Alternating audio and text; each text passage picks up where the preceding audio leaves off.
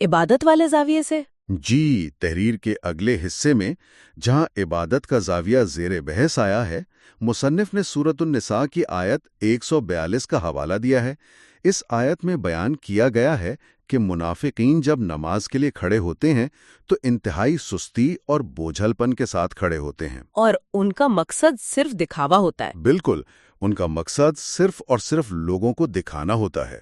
اس سے ایک بہت اہم سوال پیدا ہوتا ہے جس پر مصنف نے خاصی توجہ دی ہے۔ کیا سوال؟ سوال یہ ہے کہ آخر ایک انسان کے لیے وہ عمل جو بظاہر اس کے عقیدے کی بنیاد ہے اور جس کا وہ کھلم کھلا دعویٰ کر رہا ہے، اچانک اتنا بڑا بوجھ کیسے بن جاتا ہے؟ ایسی کیا چیز ہے جو اس کے اندر سے اس عمل کی روح کو نچوڑ لیتی ہے؟ اس سوال کا جواب تحریر میں انتہائی منطقی انداز میں دیا گیا ہے۔ مصنف نے سورۃ النحل کی آیت 107 کا سہارا لیتے ہوئے اس کی بنیادی وجہ یہ بتائی ہے کہ یہ وہ لوگ ہیں جو دنیا کے زندگی کو آخرت پر ترجیح دیتے ہیں۔ دنیاوی محبت یا تھا اپنا اصل رنگ دکھاتی ہے۔ متن کے مطابق جب کسی انسان کے دل میں دنیاوی مفادات، مال و دولت اور معاشرے میں محض ایک جھوٹی عزت کی طلب سب سے بڑی بن جائے تو اس کی ہر ترجیح بدل جاتی ہے۔ پھر روحانیت پیچھے رہ جاتی ہے۔ بالکل، پھر وہ جو بھی عمل کرتا ہے، خواہ وہ بظاہر کتنا ہی روحانی یا خالص کیوں نہ نظر آئے، اس کا اصل مقصد کوئی نہ کوئی دنیاوی فائدہ حاصل کرنا ہی ہوتا ہے۔ یہ مادی اور غیر مادی ترجیحات کے درمیان ہونے والی ایک خوفناک کشمکش کی منظر کشی ہے۔ جب ترجیح صرف دنیا رہ جائے تو انسان کا زاویہ نگاہ مکمل طور پر بدل جاتا ہے۔ پھر عبادت بھی ایک طرح کا سماجی ایونٹ یا پبلک ریلیشنز کی ایکسرسائز بن کر رہ جاتی ہے۔ کیا بات ہے، واقعی سماجی ایونٹ بن جاتی ہے۔ مصنف یہ واضح کرنا چاہتے ہیں کہ چونکہ ایسے شخص کے دل میں مستقبل یا آخرت کی جواب دہی کا کوئی حقیقی یقین نہیں ہوتا، اس لیے اس کے اس عمل میں خلوص کا پیدا ہونا ناممکن ہو جاتا ہے۔ وہ سستی کے ساتھ صرف اس لیے کھڑا ہوتا ہے تاکہ لوگ اسے اپنی صف میں شامل سمجھیں۔ وہ تنہائی میں اس عمل کو کوئی اہمیت نہیں دیتا۔ یہ دکھاوے کی انتہا ہے۔ یہی وہ دوہراپن ہے جو دکھاوے کو جنم دیتا ہے اور انسان کو اندر سے مزید کھوکھلا کر کے اسے ایک پرفارمر یا اداکار بنا دیتا ہے۔ تو اس سب کا اصل مطلب کیا ہے؟ اتنی لمبی بحث، اتنی نفسیاتی پیچیدگیاں، تضادات اور معاشرتی علامات، اس سب کا نتیجہ کیا نکلتا ہے؟ انجام بہت سخت ہے۔ تحریر اپنے انجام کی طرف بڑھتے ہوئے سورۃ النساء کی آیت 145 کا حوالہ دیتی ہے، جہاں ایک انتہائی لرزہ خیز انجام کا ذکر ہے۔ مصنف کے الفاظ کے مطابق منافقین جہنم کے سب سے نچلے درجے میں یعنی درک الاسفل میں ہوں گے۔ سب سے نچلا درجہ؟ جی، یہ سن پر ایک عام قاری کے ذہن میں ایک جھٹکا سا محسوس ہوتا ہے۔ وہ شخص جو کھلے عام انکار کر رہا ہے، جو برملا کفر کر رہا ہے، اس سے بھی زیادہ سخت اور نچلا درجہ اس شخص کا ہے جو بظاہر انہی صفوں میں شامل تھا۔ یہ وارننگ بظاہر بہت سخت اور غیر معمولی لگتی ہے۔ اگر ہم متن کی اب تک کی تمام دلیلوں کو اکٹھا کریں تو اس سخت وارننگ کی منطق بالکل واضح ہو جاتی ہے۔ وہ کیسے؟ تحریر نے شروع سے لے کر اب تک یہ ثابت کیا ہے کہ منافق محض ایک عقیدے کے انکاری نہیں ہے، وہ ایک چھپا ہوا وائرس ہے۔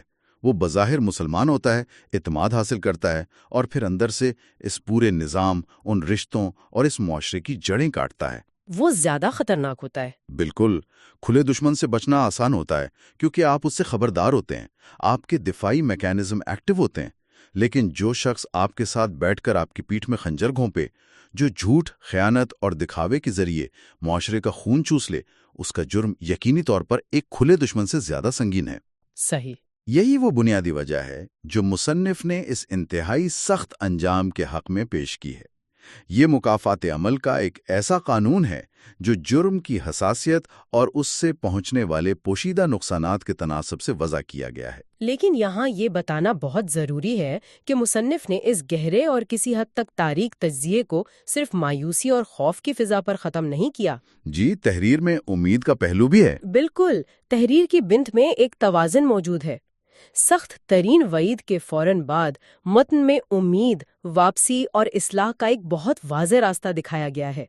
مصنف نے سورۃ النساء کی اگلی ہی آیت یعنی آیت 146 کا حوالہ دیا ہے، جس میں کہا گیا ہے کہ مگر وہ لوگ جنہوں نے توبہ کی اور اپنی اصلاح کر لی اور اللہ کو مضبوطی سے تھام لیا۔ یہ بڑی تسلی بخش بات ہے۔ جی، یہ الفاظ اس بات کا اعلان ہے کہ اگرچہ نفاق ایک خطرناک بیماری ہے اور اس کا انجام تباہ کن ہے، لیکن یہ کوئی لاعلاج مرض نہیں ہے، دروازے مکمل طور پر بند نہیں ہوئے۔ یہ ایک انتہائی اہم اور مثبت موڑ ہے۔ متن یہ پیغام دے رہا ہے کہ اگر کسی شخص کو یہ احساس ہو جائے، اگر کسی لمحے اس کی خود فریبی کا پردہ چاک ہو جائے اور اسے نظر آ جائے کہ وہ جھوٹ، وعدہ خلافی، خیانت، ریاکاری اور دنیا کی محبت کے اس دلدل میں دھس چکا ہے، تو وہ واپس لوٹ سکتا ہے۔ تو اس واپسی کا طریقہ کار کیا بتایا گیا ہے؟ مصنف نے علاج کے جو مراحل بتائے ہیں وہ محض زبانی کلامی نہیں ہے۔ پہلا قدم ہے احساس اور سچی توبہ۔ دوسرا قدم ہے اپنی اصلاح کرنا، یعنی ان برے رویوں اور علامات کو شعوری طور پر اپنی زندگی سے نکال باہر کرنا۔ پریکٹیکل سٹیپس لینے ہوں گے۔ بالکل۔ اور تیسرا قدم ہے اپنے دل کو دنیا کی بیجا محبت سے نکال کر اپنے خالق کے ساتھ مضبوطی سے جوڑ لینا۔ تحریر کے مطابق اگر کوئی شخص اس مشکل راستے پر چلنے کا فیصلہ کر لے تو اس کے لیے رحمت اور معافی کے دروازے ہمیشہ کھلے ہیں۔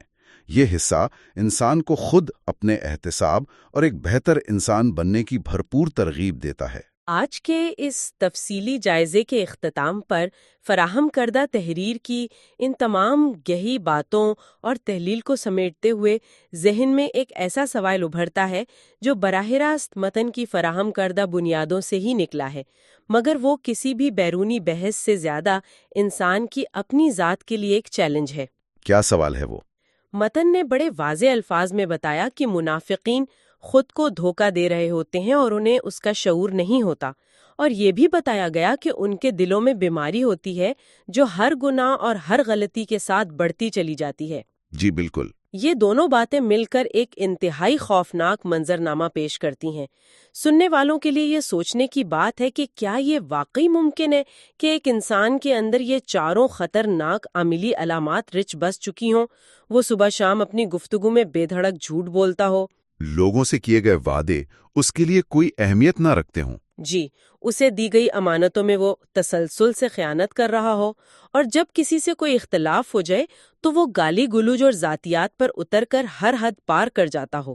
اور وہ اپنی اس روزمرہ زندگی میں اس دل کی بیماری کے ساتھ بالکل مطمئن جی رہا ہو۔ بالکل، یہی نقطہ ہے۔ کیا یہ ممکن ہے کہ اسے اس بات کا ایک لمحے کے لیے بھی احساس تک نہ ہو کہ وہ منافقت کا مکمل شکار ہو چکا ہے؟ کیا خود فریبی اور دل کی یہ بیماری اتنی طاقتور ہو سکتی ہے کہ وہ انسان سے اس کا اپنا احتساب کرنے کی صلاحیت چھین لے؟ اپنا اصلی چہرہ دیکھنے کا آئینہ بھی چھین لے؟ یہ واقعی ایک ایسا اندیکھا اور خاموش خطرہ ہے جس پر ہر انسان کو تنہائی میں اپنے اندر جھانک کر غور کرنے کی ضرورت ہے۔ سننے والوں کے لیے یہ وہ مقام ہے جہاں یہ تحریر ختم ہوتی ہے اور ان کی اپنی ذات کا سفر شروع ہوتا ہے۔